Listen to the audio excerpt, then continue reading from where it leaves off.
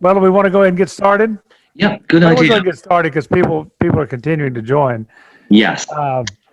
But I'll introduce Robert and then let him take it from there. We are very pleased tonight to have as our presenter Dr. Robert Twilly, the director of SeaGrant and distinguished professor and one of the most renowned people in the study of the coast, and has been a buddy of mine for a long, long time. I have a lot of respect for his virtually everything that he does. So it's good to welcome him tonight. And Robert, if there's anybody else that comes on that you feel like needed to be introduced, please do so. Will do, Bob. I appreciate it. And I'm going to see if I can share this screen and play from the start. Whoops, because I need to do this again for some reason. You'd think as many classes I teach online, I could do it the first time. That's it. You've done it. Well done. Now you should see called the Roadshow presentation. Are we all queued up? Yes, indeed. And I do want to introduce Kristin Ransom, who's on the show with us tonight. Kristin works with NOAA. As a contract officer or contract employee with NOAA, but is in the SeaGrant world, what's important in our interaction with NOAA is to have a program officer, a project officer to work with, because they really help you understand the connections between what we're doing at the state and where it fits in with the NOAA mission. And so, Kristin, I don't know if you want to say a few words as an introduction before we get started, or. Sure, happy to. And then I will let you take it away, because I think folks are more interested in hearing about what the site search down here in Louisiana looks like. But just to introduce myself, I'm Kristin Ransom. I'm actually a federal employee with NOAA's Office for Coastal Management. That's a new change, Robert. So. Oh, okay, fantastic. Literally past couple of weeks. So thanks. But I work in our Office for Coastal Management.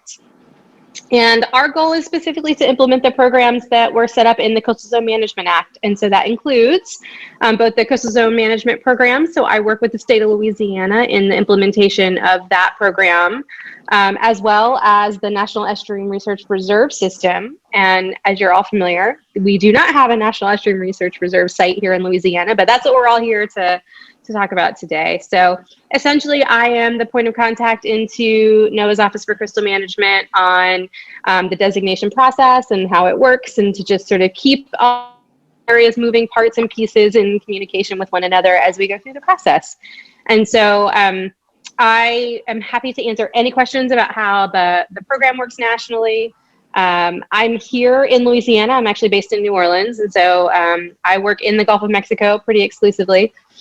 Have previously worked at a reserve, so I've got some really good insider knowledge too. So I'm happy to answer any questions as they come up sort of about the national process and how the system works as a whole. But other than that, I will hand it over to Robert. Great, thanks, Kristin. And Kristin worked with developing the Texas National Estuarine Research Reserve, and again, has been a real help. So let me start by, sort of why an estuarine research reserve has such a value to Louisiana. And I guess the first thing to sort of you notice in this map to the right is, as Kristin was saying, we are on the coastal state, ocean coastal. We have to remember the Great Lakes are coastal. But we're the only ocean coastal state that does not have a National Estuarine Research Reserve. And we think it's very important, one, because, as I say in the title of this slide, to participate in a national network to tell our story. And at the national level, among the Estuarine Research Reserve, a major delta is not represented. That's what we bring to the table. And we think that that's important. Many of us have been involved with telling our story at a national level. It's not an easy thing to do. We're not the Chesapeake Bay. We're not the Everglades. And so what's unique about a delta is, and telling that relative to the issues at the national level is very important. Also, it's a partnership with NOAA. So because of a partnership such as I direct one, which is the SeaGrant program, is also a NOAA partnership.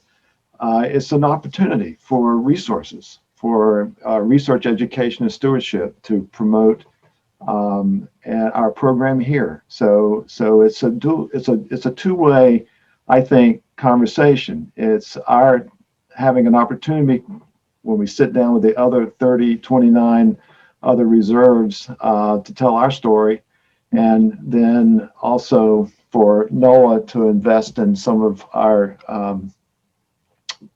education, research, and stewardship needs here in the state. And when you look at the National Estuarine Research Reserve program, the missions are shown here: stewardship, research, training, education, are missions that many state agencies and federal partnerships, such as SeaGrant or Vegetation National Estuarine Program, which is an EPA partnership, have very similar programs. So, so it really is, I think, important when we look at these four topics that we think about, and again, what can we enrich in what we're already doing? And one thing that I will say that I think is very specific related to that is that this is place-based, and I'm going to show you that in a second. SeaGrant, we have very similar missions as a program, but we're not as place-based. We have our extension agent and offices, 8 of them across the state. But this is to locate a facilities and a place on the coast to actually enhance these opportunities. And I would say enhance in partnership with what many of us are already doing. And just to demonstrate that, I've shown you 2 here that are in the Gulf of Mexico. Texas, in the picture up on the right, the National Estuarine Research Reserve at Aransas Bay, and then Grand Bay. Many of you may have visited Grand Bay. If you go to the east on I-10, it's a beautiful facility. And again, these are all a combination of having facilities at a place on the coast to teach education and outreach and have monitoring opportunities. So these facilities and a site to enhance the education of what is a Delta estuary to K-12 and public build support for our coastal programs from recreation to restoration. So it's a real, again, opportunity. Well, one of the questions we get is what's the size, how large or how small our Estuarine Research Reserve? Well, I show this slide just to give you an idea as they vary of the estuarine reserves that exist from, a little more than 100 acres to the Arkansas, which is the largest, Arkansas, listen to me, Alaska, which is the largest, around 350,000 acres. And actually, 3 of the largest 5 estuarine research reserves are actually in the Gulf of Mexico. Apalachicola, Mission Aransas is the 3rd largest, and Rookery Bay.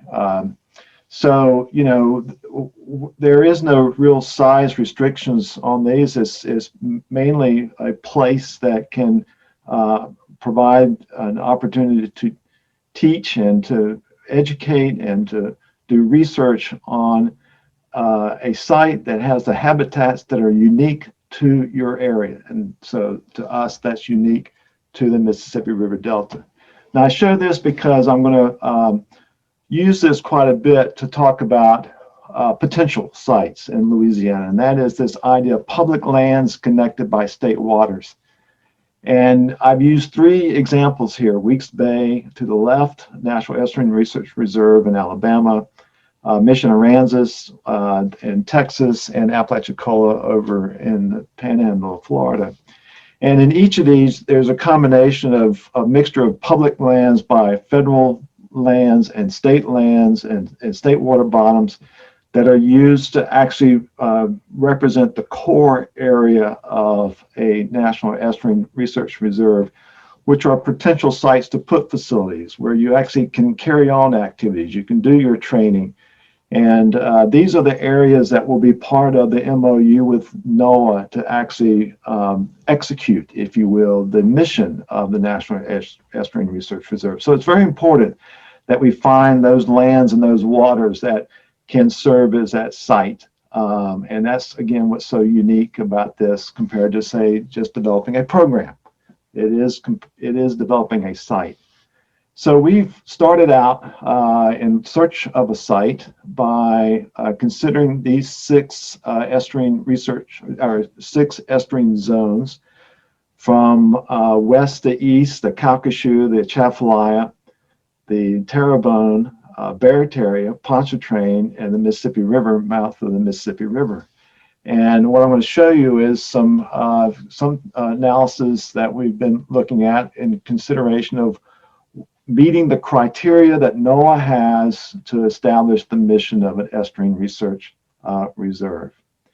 Now, here's some questions that I get quite often, so I thought I'd put them right up front. Will the state have to purchase land for a reserve? And no, again, the issue is to search for an area that has existing state lands. And may I also add, because again, it is a partnership between the state and NOAA. That's very important. And so it has to be lands that are managed by the state, and that management is something that is part of the criteria that meets the National Estuarine Research Reserve program. Does a designation of reserve bring more rules and regulations? No, it doesn't. And that's again, the beauty of having state lands that are already managed with a set of rules. And it's not adding rules the way the state manages the land that would be designated. It's whether or not the way that we manage that land fits the mission of a National Estuarine Research Reserve. So there's no additional rules, but you do have to look at the rules that you're using today for managing state lands and making sure that they meet that mission. And will the federal government run the reserve? No, again, this is state managed, but it does fit within the NOAA system. And so there are NOAA responsibilities and standards that, again, have to be met, but those are the things that you clarify up front. And so before NOAA even designates a site, they look at your EIS statement, your environmental impact statement. They look at your management plan. They look at your governance. They look at your mission and the way the state manages those lands, and then decides whether or not it passes the requirements to become a designated site. So what is the process? What's involved? And first is a letter from the governor. And so you cannot start the process unless the state wants to. That's one of the reasons we have not been pursuing this for so long. I think Bob and I, we can probably, in fact, I found notes from a meeting that was held in June 2004. In trying to get a letter from the state. And so Governor Edwards submitted a letter, and we've been, and NOAA accepted the letter from the governor and said, yes, proceed. And so you get into step 2, which is a site selection and nomination. And this is a process in which we nominate a site. And once a site has been nominated and NOAA accepts it as a site, then you go through steps 3 through 6, which is very elaborate impact statement, management plan, a lot of work with the communities where this will be located, so that it is not just a partnership between the state and NOAA. It's a partnership between the state and NOAA with the community. And this is a very important part of the process. I put this slide up just so you can see that what we're doing now is just the beginning. This is just the first site of getting a NOAA decision that, yes, this site is something you can move forward through all of the other remaining process to really get to a NOAA record of decisions. So I do want to emphasize we are in beginning steps, but we are very aggressive in moving forward. Now, our strategy, again, is to first look at these coastal zones through the lens of pre-screening, not get down into the weeds of the specific criteria of a site, but let's just first look at the entire coast and what we call generalized boundaries. So the lines that you see on the maps I'm going to show are not specific boundaries of a NERR. It's just generalized boundaries around zones that we're looking at to see if those fit even the first cut and possibly serving as an Estuarine Research Reserve site. Once that pre-screening is completed, then we would look into more detail and put together composites of state lands and state waters that would constitute a candidate site, and then go through, if there are multiple sites that we evaluate, prepare one that internally is submitted to NOAA for recognition as a nominated site. Then the EIS and all the other work starts to get that site designated. I want to make a distinction between getting a site nominated by NOAA versus the effort it takes to get a site designated as a NERR by NOAA. And and again, this public support and partnership, meetings like this, presentations like this are so important because we want to make sure it's very transparent and people understand the process. To do this, we have a designation leadership team. Kristin and I serve on that, along with Morgan Crutcher with the Governor's Office of Coastal Activities. We've also acquired the services of Rural Engineering to help us with their experience with the Coastal Master Plan and other documents to help us through the management of this project. The Site Development Committee, Bob serves on that. We have 80 people approximately serving on this committee that will be participating in the evaluation and looking at the pre-screening criteria and help us make decisions to start, focusing down on what would be a very competitive candidate site. And then the Site Evaluation Committee, which is a separate group that will actually make the final decision and submit it to the governor. We also have an executive committee of state agencies. This is, again, a partnership between the state and NOAA. So as you can imagine, Department of Natural Resources, the Louisiana Department of Wildlife and Fisheries, CPRA, and the Governor's Office of Coastal Activities, all of those have a lot invested in. And they also are the state agencies that provide the opportunities in coastal zone management to bring resources to the table as we consider what could constitute a site. So let me get into criteria real quick and move this along. There are four types of criteria, again, that fit the mission that I showed you earlier. One is environmental representativeness. What this means is, again, first, you have to demonstrate the uniqueness of the site compared to the network of system that already has been developed. And again, I think for a Mississippi River Delta, the 7th largest delta in the world, this thing right behind me, I think that constitutes a unique setting. The value of the site for research monitoring and resource protection is a second group of criteria. Third is the suitability of the site for education and interpretation. You can see how these line up relative to the missions that I showed you earlier. And then fourth is acquisition and management consideration. One of the key things is, you establish your site at the very beginning, but they are expected and of an opportunity to grow. And as other people want to participate.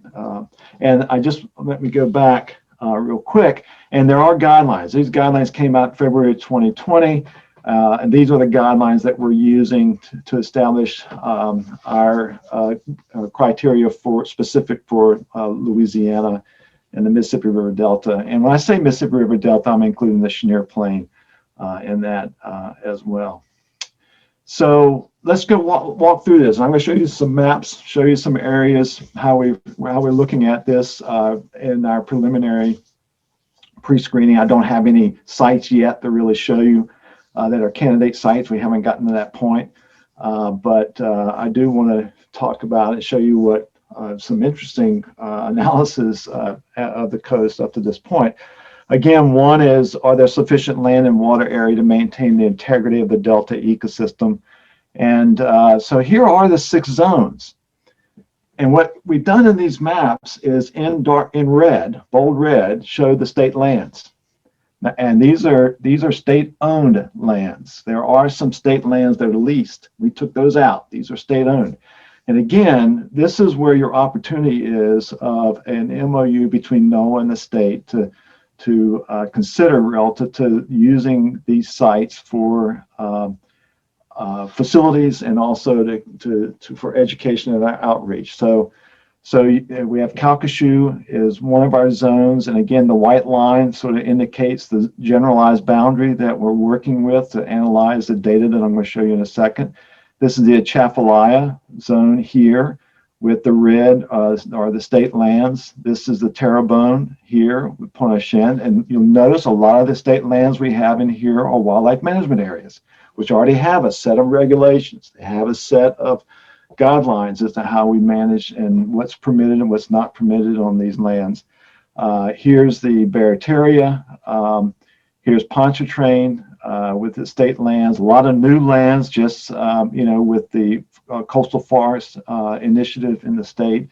And then you have the mouth of the Mississippi River. So these are the 6 zones and the state lands that are distributed across these zones. Now, you can also, though, what's important is to look at these lands relative to their environmental representativeness.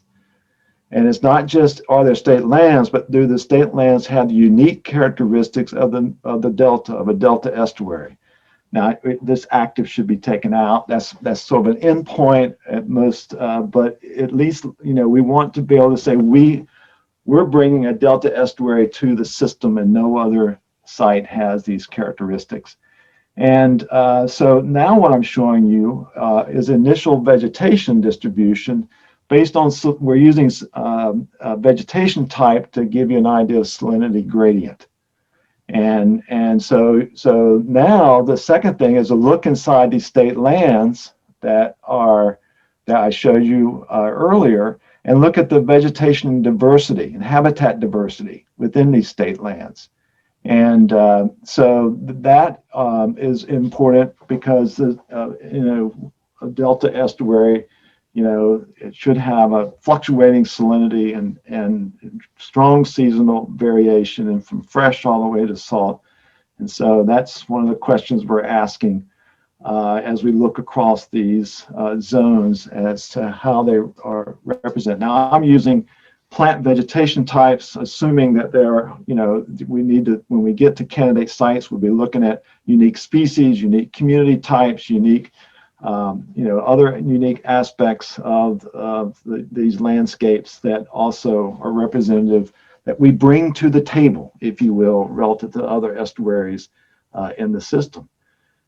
And now the other aspect, though, that is this aspect of integrity and perpetuity, because this is an investment over from NOAA, and so we looked at it from a 50-year horizon. Now what I'm showing you is based on the Coastal Master Plan 2067, the projections of what these lands and community types would look like 50 years from now.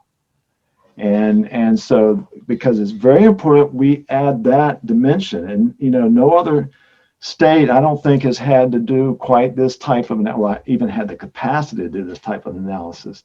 But again, this is something that's important relative to how we plan on the long term for these sites. So these are the 2 things. What's the initial, what are state lands? What's the initial composition and diversity? And then what's the projected diversity 50 years from now in those landscapes? Then for research monitoring and resource protection, are there long-term research efforts and monitoring programs? This is something the state has quite a huge investment. Our universities have investments. I mean, this is one of the exciting aspects to it. Just to show you, these yellow little squares here you see in all of these sites are CRIM sites, coastwide reference monitoring stations. And and then you add with that the other state agencies and the work that's done and what the universities are doing and other research programs.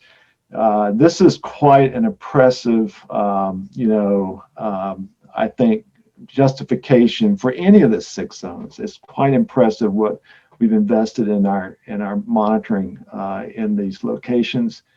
When you look at education, training, and interpretation, you ask yourself, do the zones feature any uniqueness related to not just ecological features, but cultural features? We can't just look at the habitat types. Again, I biased it based, the habitat types look at salinity, but the cultural aspects are very important because it's the interpretation and education activities are very important. Our schools and educational interpretive centers nearby, what's the proximity to children, to the public? Are there accessible, or is there access to these sites? And what is that access like?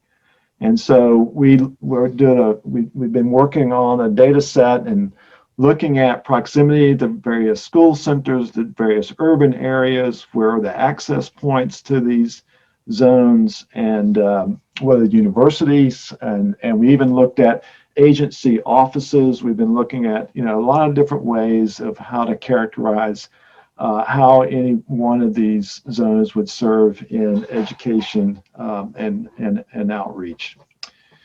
And so those are the four groupings of criteria, and there's strengths and weaknesses when you look across those 6 zones. So the tough part of this is, okay, well, as you dig down into these issues and criteria I just described, where should we focus our efforts? And to do that, we have the Site Development Committee, and they will be walking through that evaluation process. You have the public roadshows like we're doing tonight. Once we start to identify 2 or 3 candidate sites that start to surface as, wow, they meet so many of these criteria, not all of them 100%, but collectively they are the strongest candidate sites, then we will have town halls at the communities where those sites are located. Because I like to tell this story that in one of the previous candidate sites selected within the NERR system, it was actually a plea by a mayor that made the final decision for that state. So we want mayors standing up, and championing the site in their community. So public stakeholder engagement, without that, none of the sites, I don't care what your ecological diversity is, it's just not going to make it. And so this is very important to us. And sort of a timeline, at least I figured out how to do a timeline that's trying to give you some insights, but as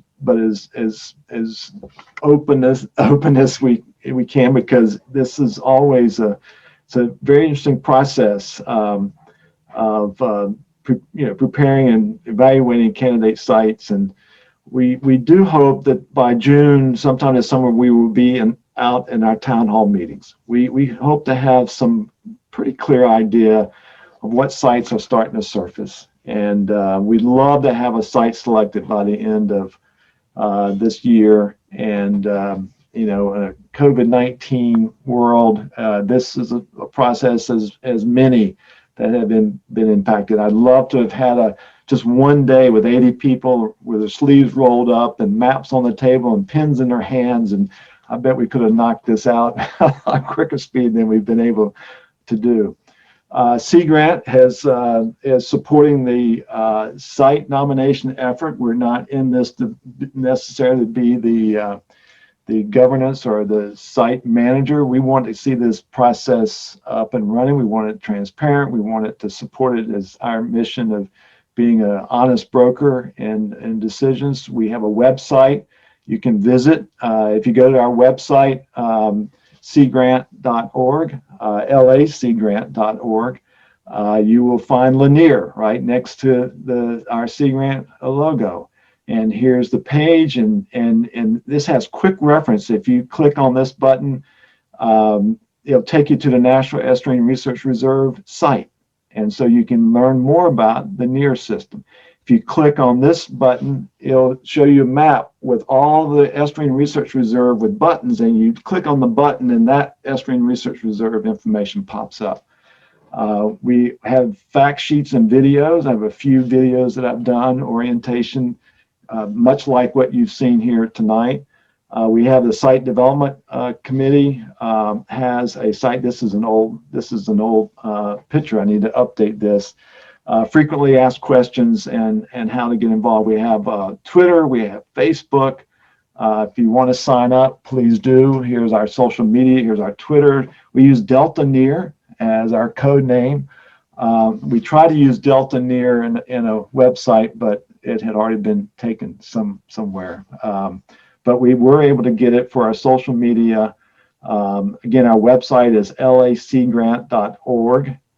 We can use Delta NERR as a subname. Our Facebook, www.facebook.com, Delta NERR.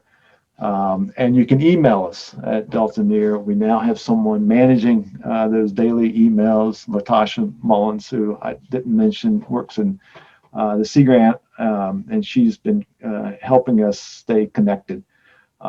So I think that is my spiel, and I'll be glad to take any questions.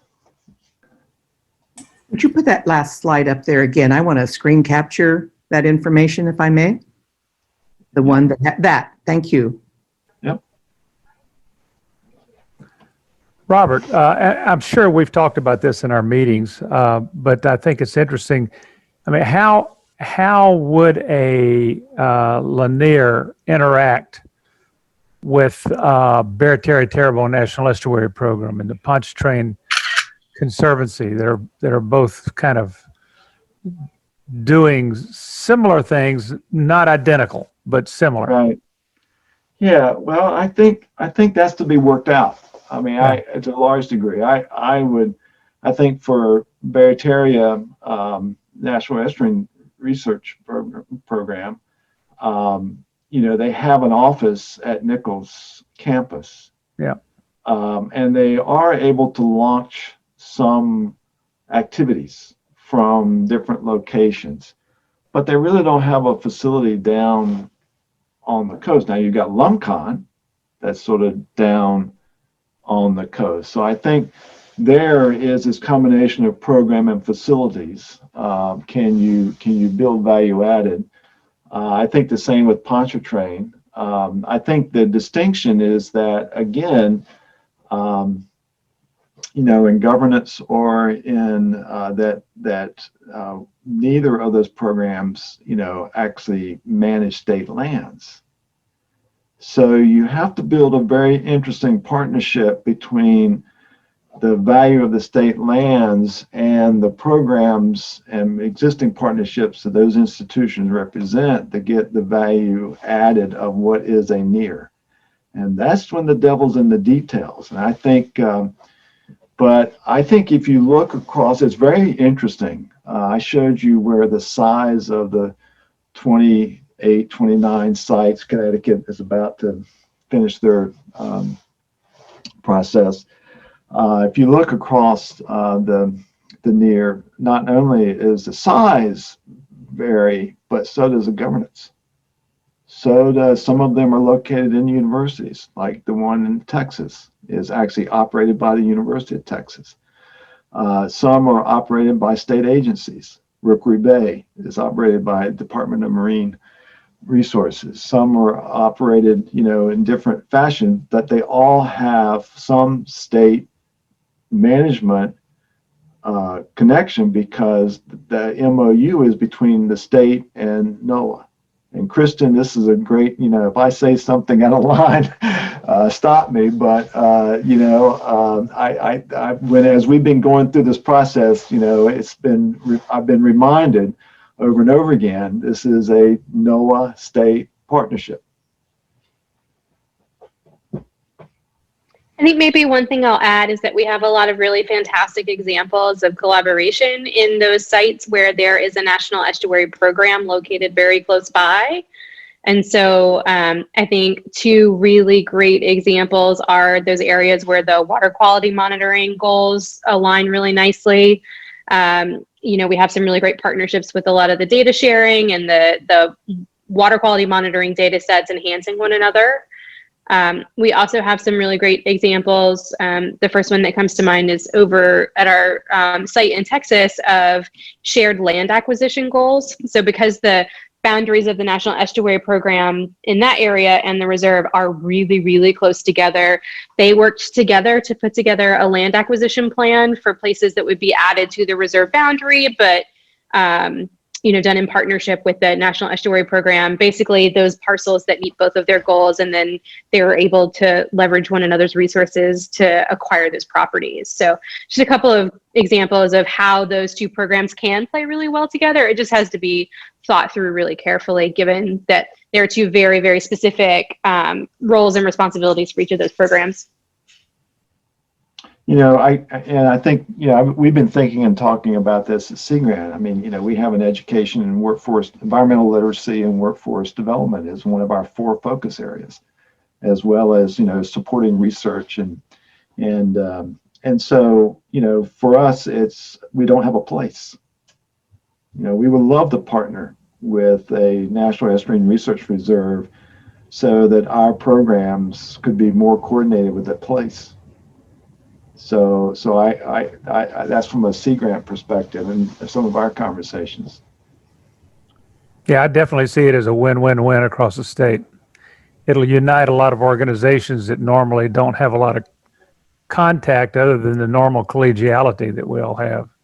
Yeah. So I think it'll be great. And there is, there's about, and again, Kristin, I think it's somewhere around, I think the NOAA annual operations of a NERR is about $700,000 per year. And our SeaGrant program, just to scale that for you, our NOAA grant for SeaGrant is $1.5 million. So it's about half the size of our SeaGrant program.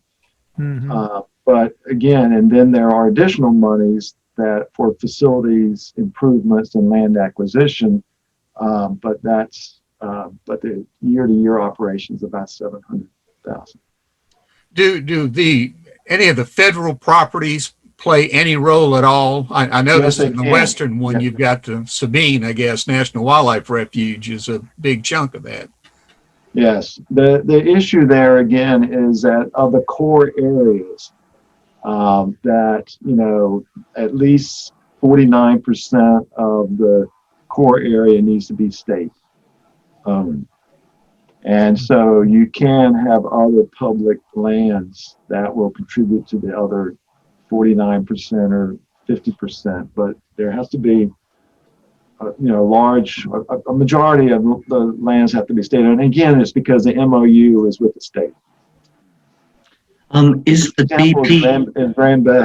Grand Bay is a good example, I think, and Kristin, where there's good federal lands that contribute to the Grand Bay Reserve, and Apalachicola is another one, really good example where federal lands are part of the partnership. I was just wondering, is the BP money, any BP money coming your way? No, not right now. Of course, we have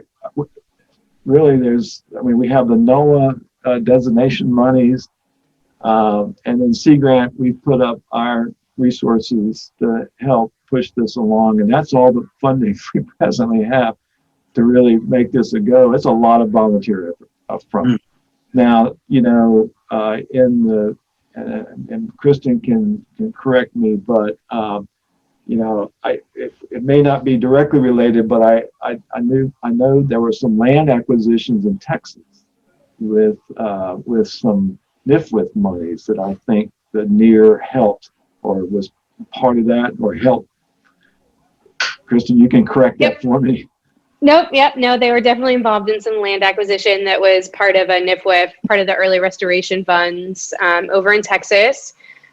Grand Bay Reserve, which is the one that's over in Mississippi, actually have a living shoreline project that is, again, early restoration dollars, money that's going into, it's a project that's happening in the boundary. And I think one thing that we've seen from the BP oil spill is sort of how the dollars have rolled out and all the various processes and buckets that come along with that is that those sites that are part of the National Estuarine Research Reserve, because they're able to plug into that larger national network and they have NOAA behind them, very often they're more plugged into sort of how those processes work and can get their particular projects in front of the right people. And so we've seen them all have some success in one way, shape, or form to access some of the oil spill dollars. Yeah, can I go back to a question Larry asked, and one other, and that's well, let me stay on this one real quick, this topic. We think this is another really important justification, is the connectivity with the ongoing investments by the post-BP funds to have a National Estuarine Research Reserve in the state. I think it can you know, that there could be some potential funding there. Go back to Larry's point, you know, Larry, one of the reasons we made sure we talked like the U.S. Fish and Wildlife Service to participate on the Site Development Committee to make sure that we understood exactly what those federal lands opportunities would be as we looked at state lands. So that was a very important part of our process, is to have the federal partners. And we also have USGS on the Site Development Committee as well. Excuse me, sir, do you have any red wolves along the coast? It's a Bob Thomas question. I don't know if there's... The genes are there.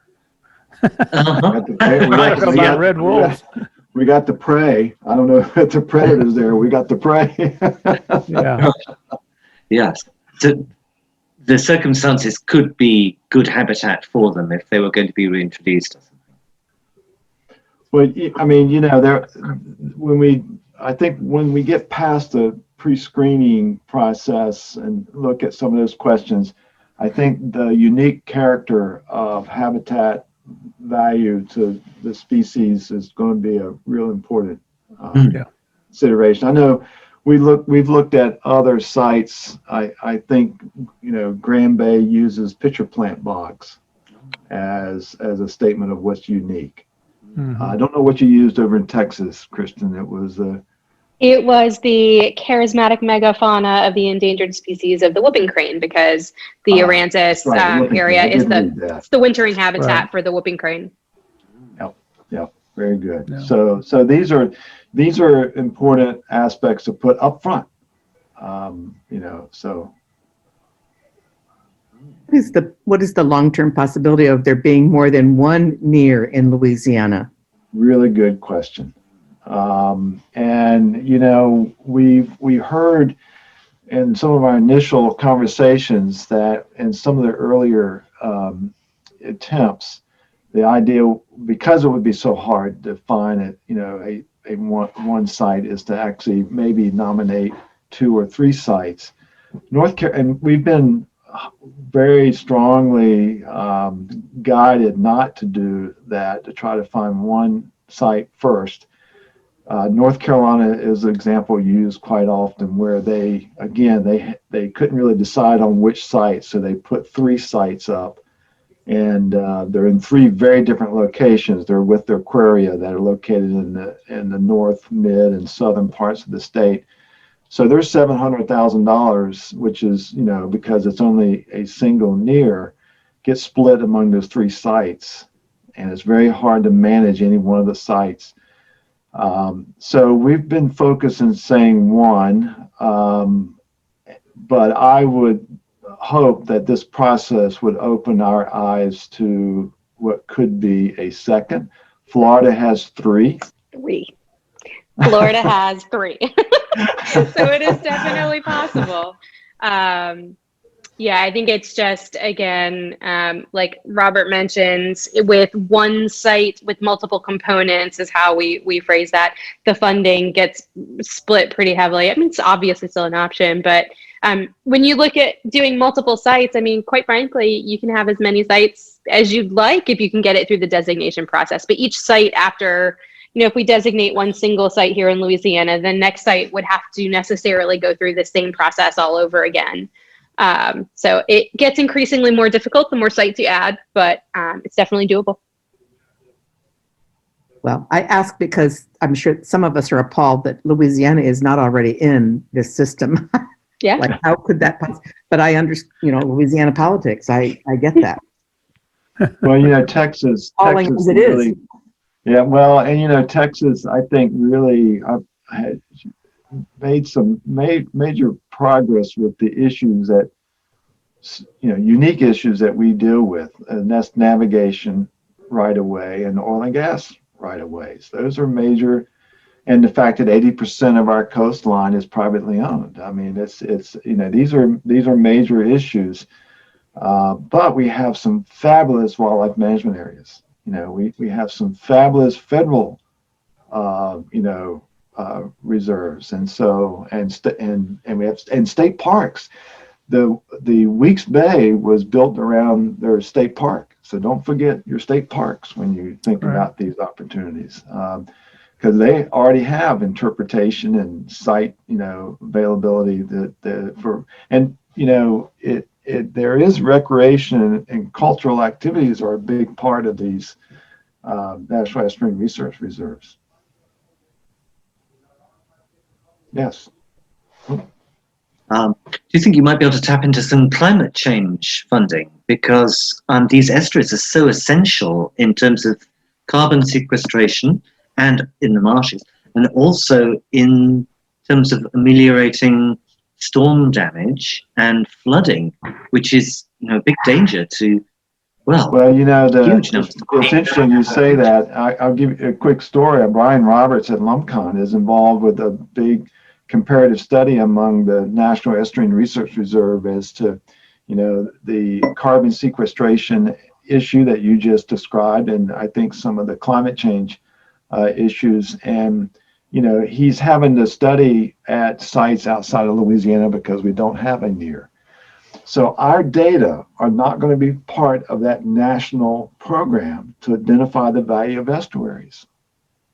That's the missing, when my first slide, how a National Estuarine Research Reserve can help tell your story at the national level. We won't have any data in that nationwide survey. Right. And nationally, the Research Reserve System really thinks of itself as sort of a living laboratory to study on the ground what's going on. And because we do that in a way that is systematic across each site, so each site monitors something different because sites are very specific and they have specific needs and things that need to be studied, but they do it in the same way with the same methodology, which allows that data to be compared to one another on a national scale. And so having a reserve site allows you to sort of have that national living laboratory almost for a lot of these issues. And climate change is, necessarily one of the issues that the reserves are on the front line studying. So they've been test grounds for things like thin layer placement for living shoreline projects. They've been sort of at the vanguard of studying things like carbon sequestration and the formation of blue carbon markets for those kinds of things. Some very, very cool research on that going on up at Wacoit Bay in Massachusetts. And they are tapping into all kinds of funding, NOAA, other federal agency funding, private foundation funding to do this work. So absolutely, climate change is sort of big and central to all the work we do. Well, one of the things that has always been a dream for most of my career in Louisiana, and it's been worked on a lot, but just hasn't ever become a major priority, is this concept of having a huge piece of the coastal wetland designated as a trust, a wetland trust. And the very simple bottom line was that people who own land basically for mineral rights can donate the surface rights of their land to that trust so that it's all managed together as one unit of land across the state, but still maintain their mineral rights. And maybe this will be a leg up on that. Maybe this will be something that eventually will lend itself to making that happen in our state. And I know that the biggest landowner, wetland landowner, is very interested in participating. they have Yeah. voiced an opinion that they would probably do that if it became available. That's 600,000 acres.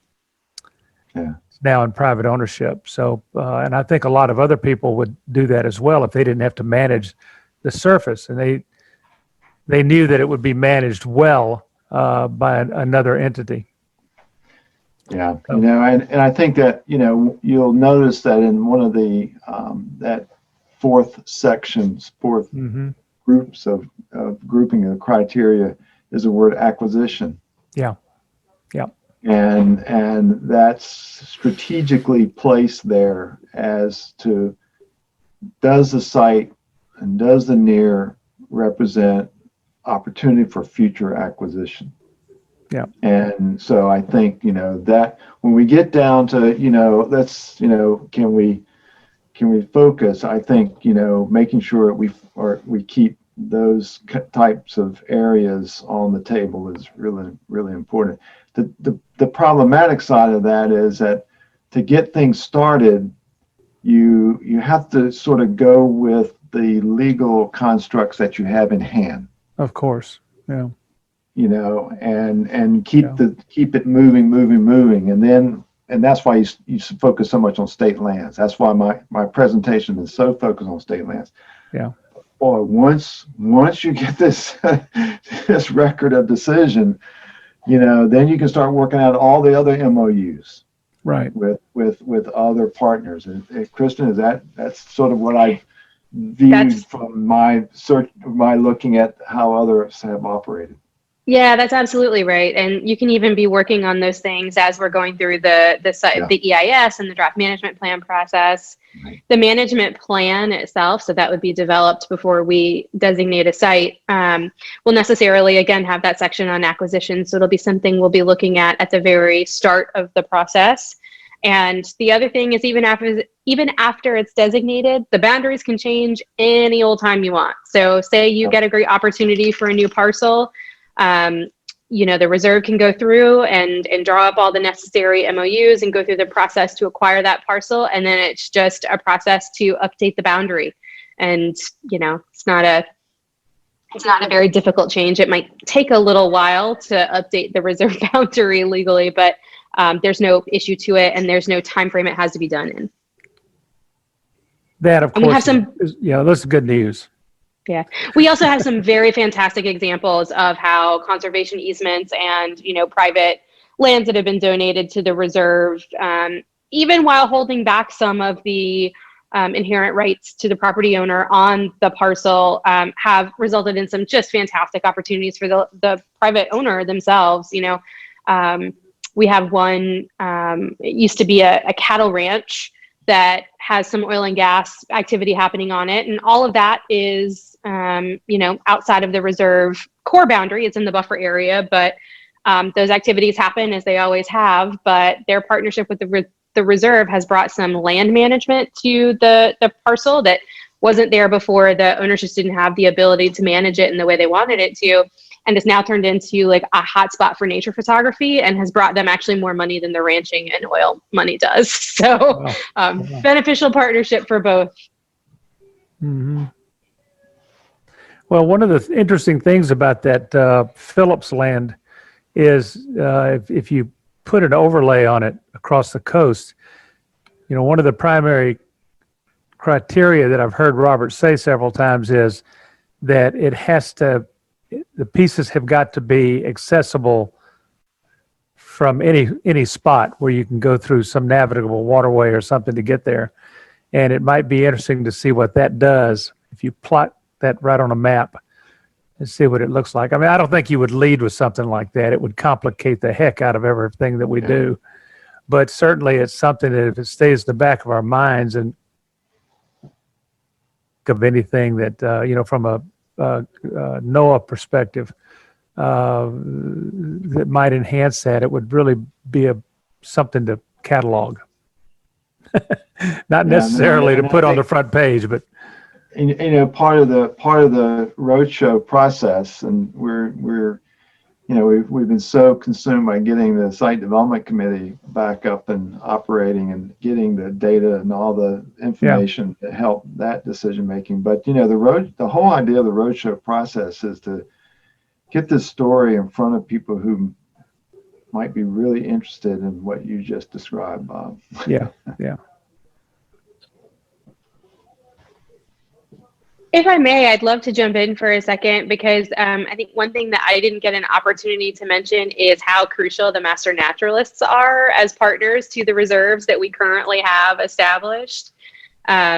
We didn't get a chance to go through all of the programs that operate at the reserves, but they have a number of stewardship activities that Master Naturalists are just right there in the thick of it with our stewardship coordinators and stewardship staff. The reserves operate a coastal training program, which is part of their education sector, but these are training programs for local decision makers and, folks who are doing wetland permitting and those kinds of things. And the Master Naturalists are very often some of the folks that we come to for expertise. They lead those courses. They also are very often attendees of the other courses that they hold. So always in the thick of it there. They also tend to be really involved with the research sector's citizen science efforts that happen on a very regular basis. A lot of the reserves now have these really robust citizen science efforts, and the Master Naturalists are usually the first ones on the list to volunteer to go out and help collect those, whatever water samples, whatever it may be. They're usually right there. So. I think if you just Google like NERR's Master Naturalist, you'll see across the country all of these great examples of how these groups partner together. But where there is a reserve, there is a Master Naturalist. It just is going to happen one way or another. Well, I can assure you that we'll be right there with you. Awesome. As an organization. You've got a number of the state board members right here. So I know we have a deep interest in it. Anything we can do to enhance the state. And Bob, that's another reason we particularly wanted you to participate on the site development committee, to bring those opportunities and perspectives to the table. So good. I'll be sure to do that. This is just totally a no-brainer for us. It's like, let's do the whole coastline.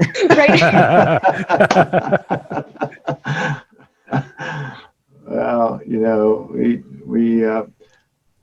hopefully this process, maybe it'll help others. Who knows? But it's always the first one is the tough one, I guess, or whatever. I'm sure there's a good saying there somewhere. I just can't come up with it. Well,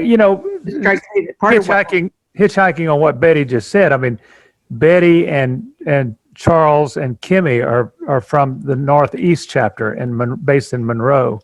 Larry is from Shreveport. And obviously the people along the coast are engaged, but this may be a primary way to get more engagement from North Louisiana with coastal Louisiana, especially from an educational perspective. And I know that it will not take any arm twisting. Literally, it's like you found it and they will come. We're sitting there just chomping at the bits for getting into something like this that'll really, really enhance the natural history of and its understanding of our state. But I might point out, Bob, that although I've spent my work career in Shreveport, I grew up in St. Bernard Parish. And that's right. I have fond memories of fishing in Lake Bourne. My dad was a fisherman, and I love it down there. Yeah. I never lived in South Louisiana, but I can certainly imagine bringing a caravan of Master Naturalists down there to do when we can finally travel and hang out together again. Right. Coming to the coast and doing stuff is totally in the range of the possible for me. Yeah. That's great. Well, this has been great. I hope, and again, when you share this and other questions, I don't mind coming back to help out. This is an important process, getting the public engaged. So I would actually specifically suggest that when you get much closer to picking a site, I think that we would be very, very interested in talking with you again when, That's a when, great and when idea. things are closer to the picking of a site, we would be more than honored and happy to hear about it and to participate in that discussion. Yeah, that's a great idea, because again, you know, and that may be what I would recommend, is that fits perfectly in what we call the town hall meetings. And those town hall meetings don't have to be just in the communities. It can be other groups that, you know, have a broader perspective. Yeah. And so I think that town hall meeting is exactly, the intent is when we have something more specific, we can share it and talk about what other groups see in it. You know, what is the value of these more specific sites to the master naturalist? It would be very important to hear that. Yeah. Yeah. Well, as you know, And look, and I mean, you know, look, if we end up with, say, 2 or 3, you know how hard it's going to be. I mean, when you get to 3 sites, it's going to be a tough decision. And so, you know, I think your insights would be extremely helpful there. yeah. Well, we've got just across the coast, you know, we've got a very strong chapter that's crippled at the moment in Lake Charles. I mean, they're a super group of people. And then Acadiana chapter in Lafayette, and then us in New Orleans. But my gosh, I mean, look at Baton Rouge right up the road. Look at Alexandria. Look at Northwest. You know, all the major cities in the state. We have 7 chapters, and growing all the time with numbers of certified master naturalists and involved master naturalists. So you can count on us. We will take this recording and share it with each chapter, and Great. recommend that they do some kind of a major program for their membership to see what you presented tonight. And I think the interest will be at a groundswell. So. And you will notice on the website, I don't know why I took it off or it's not here. If you go to our website, you'll actually see a button right here where my cursor is waving that says sign up for a roadshow. Oh.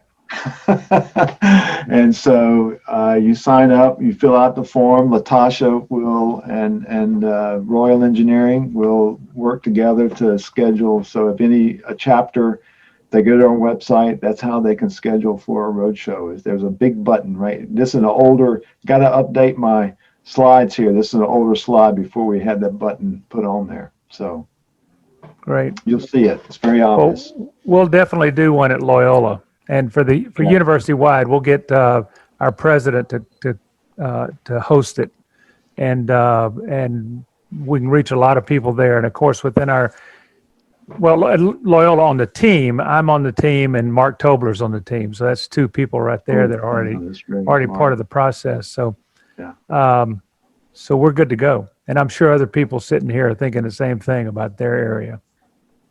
Great. Well, thanks again. Well, thank And you. if anyone has any questions about sort of the national system and how that all works, I put my contact or my email in the chat. So always feel free to reach out to me anytime. Oh, good. Thank We'll do that, Kristin. Thank you so much. And I'll be in touch with you because I have some questions Perfect. for you. Thank you for showing us all. Thank you. Very good.